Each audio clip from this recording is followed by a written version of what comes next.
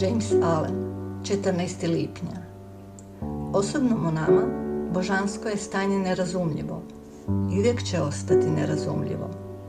Osobnost, odvojenost i sebičnost jedno su te isto i suprotno su mudrosti i božanskom.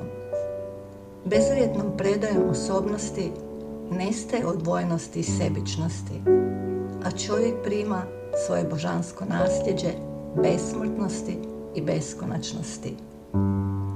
Sebičan i svjetovan vidi predaju osobnosti kao najgoru nevolju i nepopravljiv gubitak. No ona je vrhunski i neizmjeran blagoslov te jedini istinski i trajan dobitak. Koji ne poznaje unutarnje zakone bića, kao ni prirodu i sudbinu vlastitog života, prijanja uz prolazne pojave, u stvari koje u sebi nemaju ništa stvarno i trajno i zbog toga zasad propada među smrskanim ruševinama vlastitih iluzija. Ljubav je univerzalna, vrhovna i svedostatna. Ovo je spoznaje nesebične ljubavi.